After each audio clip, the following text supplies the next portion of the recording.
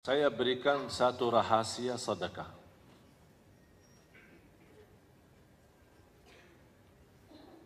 Sedekah, saya pernah bahas sedekah subuh, masih ingat? Sedekah subuh. Mudah-mudahan masih terus berjalan. Hah? Masih jalani belum? Ya, tolong dijaga sedekah subuh. Mengapa sedekah subuh? Saya sudah jelaskan, karena ada doa malaikat mendoakan setiap subuh, ya Allah berkahi dan ganti yang lebih besar. Yang kedua, doa Nabi Muhammad mendoakan ibadah kita di subuh hari. Di antaranya sedekah. Jadi mohon Bapak Ibu, semua masing-masing punya kotak amal, boleh dinamakan tabungan subuh. Biasakan anak-anak kita semua, biarpun dia anak bayi, kita buatkan satu tabungan khusus atas nama dia. Dan ibunya yang isi. Sungguh dahsyat sedekah subuh itu. Apapun masalah kita, hutang, masalah hajat, jodoh, rumah tangga, urusan anak, turunan, sedekah subuh itu luar biasa. Bukan main. Dan selama saya sampaikan sedekah subuh kepada jamaah yang punya hajat, sungguh subhanallah, hampir 90% dari mereka hubungi saya lagi, alhamdulillah masalahnya sudah selesai. Dan berkahnya sedekah subuh. Yang kedua, sedekah habis maksiat.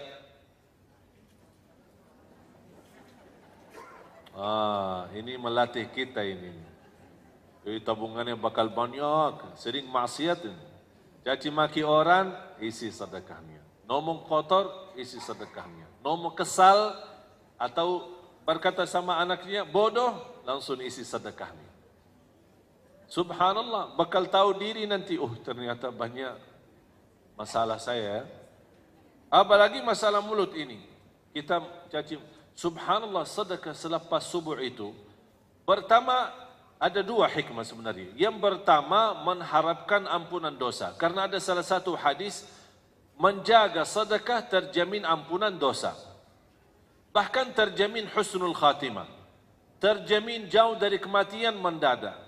Terjamin jauh daripada kematian buruk. Tahu enggak kematian mendadak, Bu? Bisa, ini sekarang masa ini adalah banyak yang mati mendadak. Pas lagi bawa mobil, mati. Pas mau kemana, mati. Pas lagi duduk, mati. Pas lagi, syukur-syukur kalau dia mati mendadak, tapi dalam keadaan membaca Quran, atau membaca salat, atau apa. Jadi tolong, ketika ibu merasa diri berbuat salah, merasa diri berbuat dosa, langsung isi tabungan. Boleh dinamakan tabungan sedekah dosa. Dosaku ini, tabungan dosaku. Diganti dengan uang. Setiap dosa diganti dengan uang. Untuk apa? Terjamin ampunan dosa. Yang kedua, mendidik diri. Ini latihan untuk hawa nafsu. Nafsu ini. Kalau mau dosa lagi, kena denda loh. Apa dendanya? Sedekah. Setiap mau, lama-lama jiwanya. Karena jiwa itu suka harta. Ketika dia melihat setiap kita berdosa, harta itu malah dikeluarin sedekah lillahi ta'ala, lama-lama dia mulai berhenti. Ini salah satu cara yang kami dapat belajar sejak kecil. Dan subhanallah sangat berhasil untuk menjauh kita dari maksiat dan dosa. Dan alasan yang ketiga, melalui sedekah yang kita berikan kepada Allah di saat dosa maksiat itu, kita mengharap dan memohon melalui sedekah, itu namanya tawassul bil amali salih. Tawassul dengan amal salih. Di antaranya sedekah.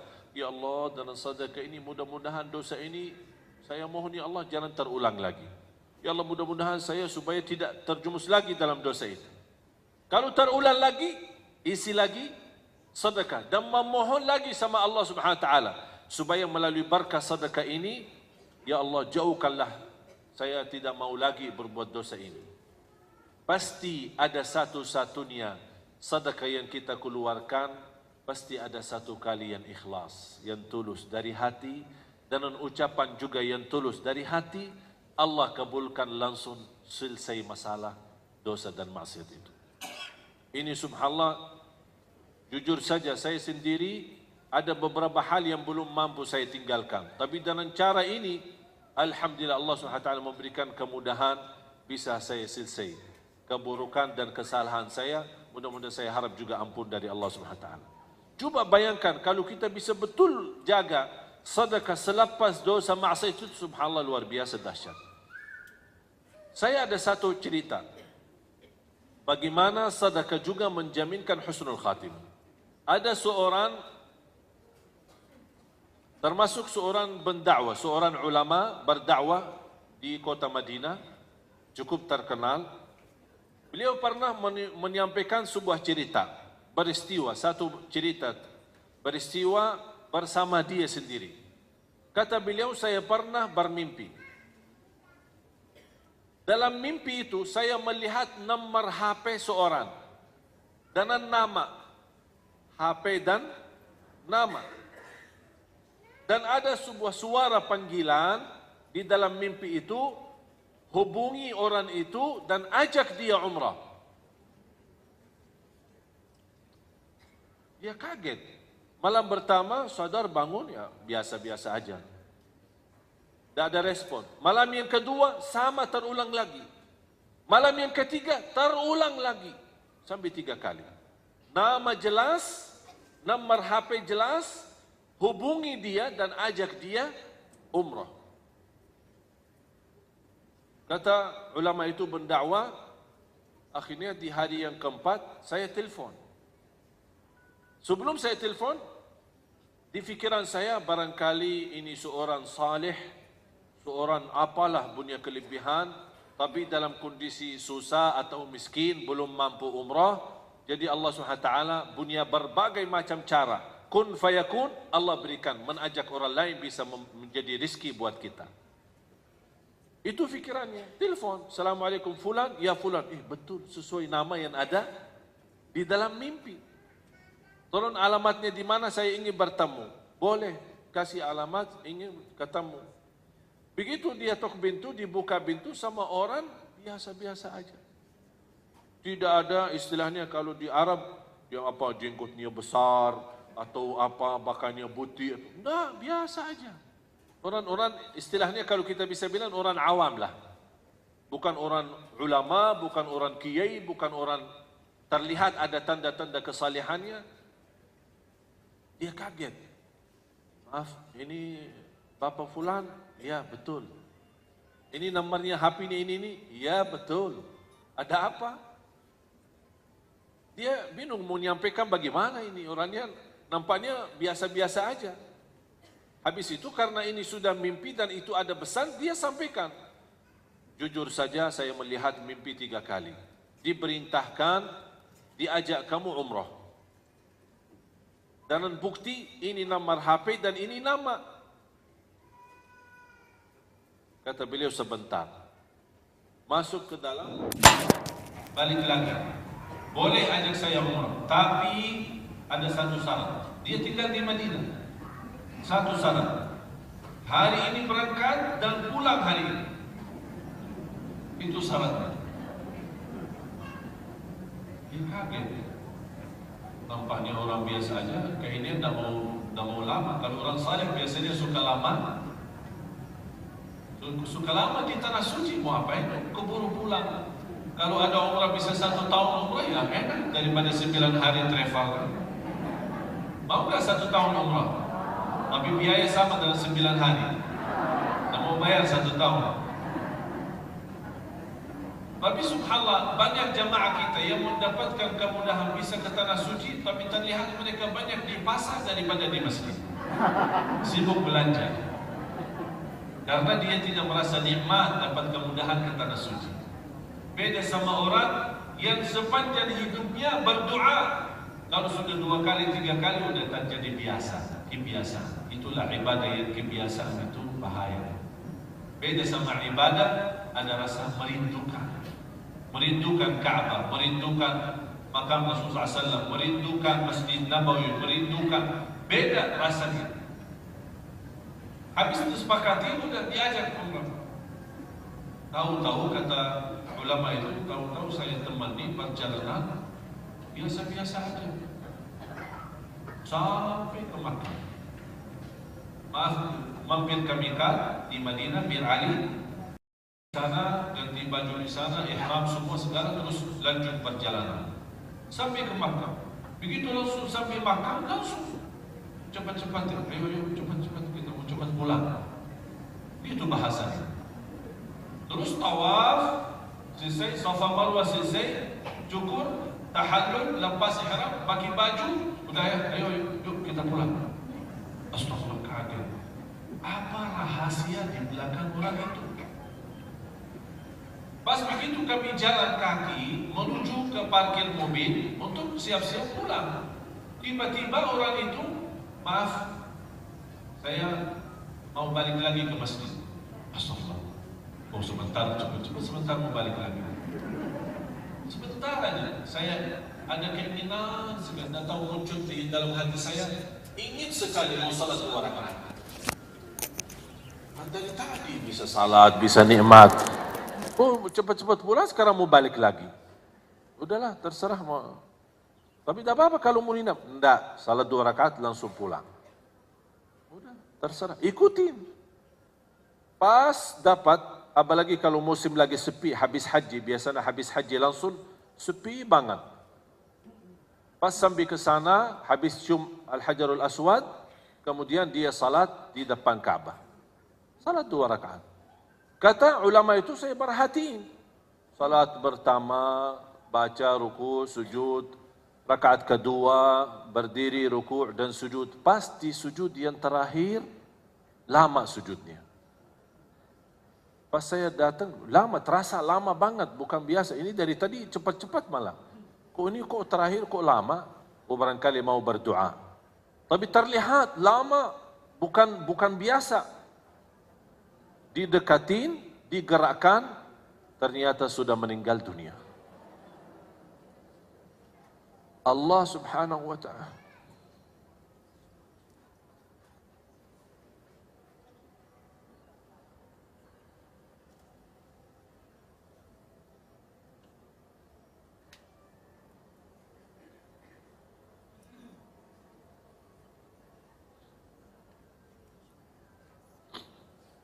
Allah subhanahu wa ta'ala menantarkan orang melalui mimpi untuk menjemput ke husnul khatimah. Itulah cara Allah subhanahu wa ta'ala yang kita tidak bisa tahu. Tidak bisa tahu. Allah maha baik, bahkan terlalu baik sama manusia.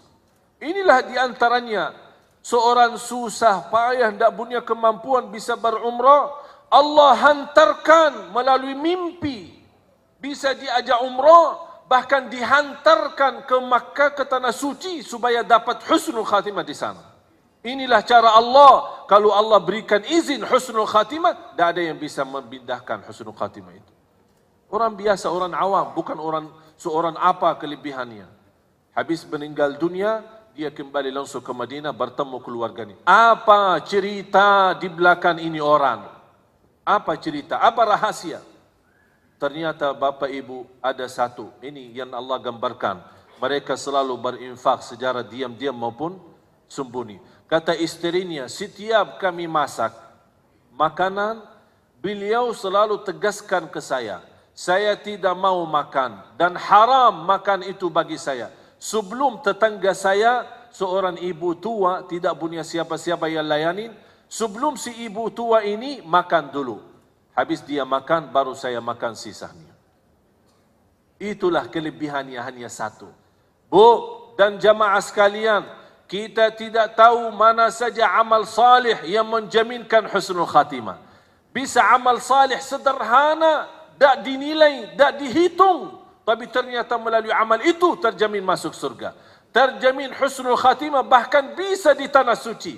Walaupun kita orang di Indonesia. Allah punya berbagai macam cara. Ini semua dunia dan segala isinya Allah yang atur. Kita tidak bisa apa-apa. Oleh karena itu jamaah sekalian, ketika kemarin saya di Hong Kong, saya terharu sekali kepada seorang wanita pembantu. Baru saja saya dapat dengar berita dia kembali ke tanah air nikah, kemudian kembali lagi ke Hong Kong bekerja. Pas kemarin saya mengisi acara bersama Imam Besar Masjid Qiblatain di Hong Kong, ada seorang ibu itu datang kepada saya sambil menangis. Dan dia menyerahkan mas kawin. Dia berkata, ini mas kawin sedekahku untuk tunanetra di Indonesia. Seorang pembantu yang baru saja nikah, belum menikmati mas kawinnya, dia sudah mensedekahi. Bahkan ada satu lagi di antara mereka yang menjadi tenaga kerja. Mereka pergi ke sana tinggalin keluarga istri karena dia butuh mencari nafkah dan rezeki. Dia mengikhlaskan gaji 1 tahun. Dan dia mohon kepada saya, mohon diterima. Saya berdoa, ya Allah, mohon diterima mereka ini. Inilah kadang-kadang jamaah sekalian, ada amal salih yang kita tidak pernah hitung, tidak pernah kita fikirkan. Tapi ternyata melalui amal salih itu bisa membahagiakan orang lain, bisa berguna bagi orang lain. Wallahi, dengan kun fayakun, Allah berikan pahala yang begitu luar biasa. Dan itulah penjelasan ayat yang terakhir. Sebelum saya tutup doa, tolong bacain arti ayat terakhir. Agar Allah menyempurnakan pahalanya kepada mereka dan menambah karunia-Nya. Dan menambah karunia. Inilah karunia yang tidak dijelaskan di sini. Inilah karunia yang tidak dijelaskan di sini. Mengapa? Karena Allah yang menentukan karunia itu seperti apa. Bisa saja sebagaimana cerita yang tadi saya ceritakan. Itulah, tapi Allah jamin ada tambahan karunia. Tapi seperti apa karunia? Bisa meninggal di hadapan Ka'bah, bisa meninggal pas lagi baca Quran, bisa meninggal pas lagi, itu semua urusan Allah. Yang membuktikan dan membuat saya yakini tambahan karunia pasti bakal dahsyat, pasti bakal menenangkan hati, itu tutupan ayat. Innahu, sesungguhnya Allah Maha Pengampun, Maha Mensyukuri. Mengapa di sini Allah berkata Maha Pengampun dan Maha Mensyukuri? Maha Mengampun ketika kita berupaya beramal, masih ada kekurangan, mudah-mudahan diampuni Allah. Berarti soal kekurangan jangan khawatir, pasti diampuni. Yang penting kita niat baik, lillahi. Tapi kenapa habis Maha Mengampun dibawakan kata Maha Mensyukuri? Apa hubungannya? Apa arti Maha Mensyukuri? Asy-Syakur kan salah satu nama Allah. Al-Husna Asy-Syakur. Artinya Maha, itu bahasa Indonesia. Tapi beda artinya dalam bahasa Arab. Dan selalu saya terangkan, belum ada bahasa yang mampu menerangkan rahasia kata dan Asmaul Husna selain bahasa Arab sendiri. Kalau selain bahasa Arab itu mampu terjemahin, tapi belum tentu sempurna artinya dan maksudnya. Asy-Syakur, bahasa Indonesia Maha Mensyukuri. Kalau lebih sempurna dalam bahasa Arab, Asy-Syakur alladhi yu'til ajra al-kathir bil amalil qalil. Asy-Syakur yang memberikan pahala yang banyak dengan amalan yang sedikit. Contoh, dibanding orang yang memberikan makanan kepada tetangganya yang tua dan susah, sebelum dia makan, kira-kira amalannya biasa enggak? Berat enggak kita bagi makan? Biasa ya? Tidak terlalu, misal bangun masjid habis ratusan miliar, terlihat mana yang lebih besar? Masjid ratusan miliar atau berikan makanan kepada orang butuh? Masjid ratusan miliar, ini nilai kecil kalau untuk bagi. Apalagi kalau buk nasi aja cuma 15.000, cuma 20.000. Tapi tidak ada nilai di fikiran kita.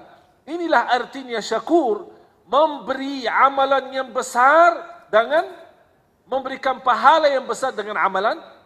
Buktinya orang itu mendapatkan husnul khatimah di Masjidul Haram, di hadapan Ka'bah, hanya dengan amalan yang memberikan makanan kepada orang lain. Kita tidak tahu mana amal salih yang menjaminkan husnul khatimah dan menjaminkan masuk surga. Oleh karena itu jamaah sekalian, tadi saya membuka, kami memperjuangkan Al-Quran untuk anak-anak Indonesia. Seperti mereka kita mendatangkan syiar. Saya harap ini bukan perjuangan saya dan keluarga, tapi saya mengharapkan semuanya bisa terlibat. Semuanya ayo kita sama-sama berjuang. Saya tidak mau membawa pahala sendiri, tapi saya yakin kalau kita semua terlibat dalam kebaikan, walaupun sedikit, Allah Maha melihat keadaan kita. Allah Maha mengetahui, apalagi bantuan kita ini untuk Al-Quran. Mudah-mudahan semua yang punya niat baik, dukungan bantuan, dan saya mohon sekali lagi jangan lupa mendoakan supaya syiar Al-Quran ini terus berjalan. Cita-cita saya, walaupun belum Allah izinkan saya punya panjang umur, tapi saya bercita-cita sebelum meninggal dunia bisa menghasilkan jutaan anak-anak penghafal Al-Quran. Saya sudah mensusunkan programnya dan sudah saya susunkan targetnya. InsyaAllah 5-10 tahun bisa menghasilkan 8 juta anak-anak Indonesia hafiz Quran. Dan insyaAllah saya mau menunggu kesempatan untuk mendapatkan izin supaya program ini bisa bergerak di seluruh Indonesia, bukan hanya di Jakarta. Mudah-mudahan bantuan doa antum sekalian di waktu tahajudnya, di waktu salatnya pasti sangat berguna, karena saya tidak tahu siapa di antara kita yang diijabah doa. Tapi yang saya yakin, walaupun saya tidak tahu, tapi saya yakin pasti di antara jamaah yang hadir ada walaupun satu yang diijabah doanya oleh Allah Subhanahu wa taala. Oleh karena itu saya titip doa, doakan saya, doakan keluarga supaya kita terus bisa istiqamah dan berjuang syiar Al-Quran untuk Indonesia. Amin ya rabbal alamin. Bismillahirrahmanirrahim. Alhamdulillahi rabbil alamin. Allahumma salli ala sayyidina Muhammad wa ala ali sayyidina Muhammad. Allahumma ya Allah ya dzal jalali wal ikram, ighfir lana wa liwalidina warhamhum kama rabbawna shighara, waghfir li jami'il muslimina wal muslimat wal mu'minina wal mu'minat al ahya'i minhum wal amwat, innaka sami'un qaribun mujibud da'wat. Ya Allah, bukakan bagi kami pintu taufikmu agar kami mampu istiqamah dengan amal yang saleh. Amal yang saleh yang mampu menghantarkan kami ke husnul khatimah. Amal yang saleh yang mampu membahagiakan kami dunia dan akhirat. Amal yang saleh yang mampu memberkahi sisa umur kami. Amal yang saleh menjadikan sisa umur kami lebih baik daripada yang sudah lalu. Ya Allah, kami tidak tahu mana amal saleh yang menjaminkan kami selamat dan bahagia dunia akhirat. Tapi kami mohon, bukakanlah bagi kami pintu taufikmu agar kami bisa istiqamah beramal saleh, bisa istiqamah Islam iman sampai akhir hayat. Ya Allah, ampuni segala dosa kami. Aku mohon untuk semua yang hadir di siang hari ini, masing-masing pulang ke rumahnya sudah diampuni segala dosanya, disucikan hatinya, dibersihkan jiwanya. Atas izinmu ya Allah, kami berkumpul di siang hari ini di Masjid Al-Latif. Ya Allah, atas izinmu ya Allah, berilah kepada kami kemuliaan, sama-sama jumpa lagi di dalam surgamu ya Allah, bersama Nabi Muhammad sallallahu alaihi wasallam. Ya Allah, jadikan kami semua ahlul Quran. Ahlul Quran. Ahlul Quran. Berikan kepada kami ya Allah keturunan anak salih salihah, anak dan cucu penghafal Al-Quran, anak dan cucu penghafal Al-Quran, birahmatika ya arhamar rahimin. Ya Allah, Engkau saja mengetahui segala hajat kami, segala isi hati kami. Aku mohon ya Allah dengan asma'ul husnamu untuk semua yang hadir, yang sedang sakit, mudah-mudahan sembuhkan penyakitnya. Ya Allah, sembuhkan badannya, angkat penyakitnya. Berikan ya Allah pakaian sehat wal afiat. Ya Allah, di antara kami yang punya hajat, hajat lahir, hajat batin, ya Allah, aku mohon dengan nama-Mu yang agung dan mulia, dimudahkan segala hajatnya, dikabulkan segala keinginannya. Birahmatika ya arhamar rahimin. Di antara kami ya Allah yang belum mampu terlepas dari dosa maksiat, ya Allah kuatkan hatinya, kuatkan imannya. Ya Allah kuatkan imannya, bersihkan jiwanya, agar mereka mampu menjauhkan dan menjaga diri dari dosa maksiat ya rabbal alamin. Ya Allah, berikan kepada kami kemampuan istiqamah sampai akhir hayat birahmatika ya arhamar rahimin. Rabbana atina fid dunya hasanah wa fil akhirati hasanah wa qina adzaban nar. Wa sallallahu ala sayyidina wa nabiyina Muhammad wa ala alihi wa sahbihi wa baraka wa sallam. Walhamdulillahi rabbil alamin. Subhanallah walhamdulillah wa la ilaha illallah wallahu akbar. Subhanallah walhamdulillah wa la ilaha illallah wallahu akbar.